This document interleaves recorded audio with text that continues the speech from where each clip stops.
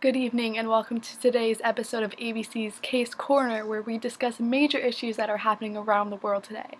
I'm Maxine Grossman, and today's discussion will be about the Israeli-Palestinian conflict. The majority of us may already be familiar with the conflict between two states that had started before May 14, 1948, when Israel was declared as a state.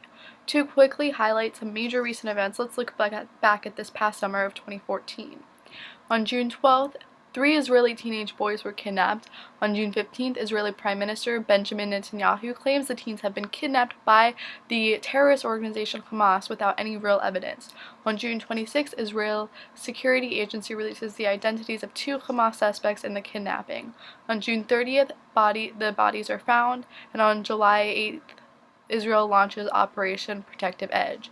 On July 20th and the surrounding dates, it is discovered that Hamas is sneaking gunmen into Israel on ambulances with children inside. And on August 20th, Hamas official Salah al-Aruri says that Izz ad-Din al-Qassam Brigades was behind the kidnapping and murders. There are many different and vastly opposing theories as for the solutions to this conflict, which majorly will be influenced by who you ask. If you ask someone pro-Palestine, you may hear a number of different answers depending as to where they are from and which possible organization they are a part of. Here to represent one pro-Palestine view, we have Malaka Ghali. Good evening, Miss Ghali. Good evening, Miss Grossman. Miss Ghali, can you please explain some of the pro-Palestinian solutions to the conflict going on in Israel right now?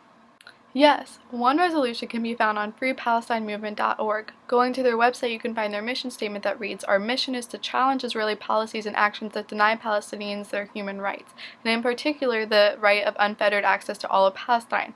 We adhere to the principles of nonviolence and direct action that exercise Palestinian rights in defiance of restrictions imposed by Israeli authorities. We partner with other organizations and projects that are consistent with our mission statement and points of unity." Now, according to this pro-Palestine solution, they would like the state of Palestine to be created without the use of violence. Rather, if you listen to other organizations that are pro-Palestine solutions, you may hear some more violent answers. As seen in this video of David Horowitz speaking at UCSD, some groups such as MSA, Muslim Student Association, and Hezbollah would like to rid the world of Jews in order to retain the area of Israel as the state of Palestine. I'm a Jew. The head of Hezbollah has said that he hopes that we will gather in Israel so he doesn't have to hunt us down globally. For it or against it?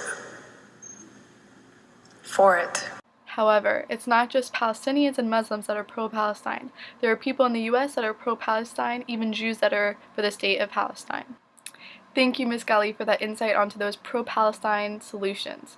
Now, to hear from the other side, we have Malka Goldman. Good evening, Ms. Goldman. Good evening, Ms. Grossman. Ms. Goldman, can you please share a pro-Israel solution to the war going on? Yes. Well, to start, let's discuss the fact that it is impossible for the IDF to back down from the Western Bank, as it would put all of Israel in danger. However, it is in many pro-Israel persons' interest for a two-state solution, in which Palestine can be its own state alongside of Israel as its own state. However, the reason why the fighting has not stopped with this solution of having their own states is due to a large number of Palestinians not just wanting their own state, but no state of Israel either. It is not clear whether Benjamin Netanyahu actually believes in the idea of a two-state agreement or not being possible. According to an article in the Times of Israel, Netanyahu finds it impossible for a two-state solution to exist due to the fact that Israel can never relinquish security control for the well-being of the Israeli people.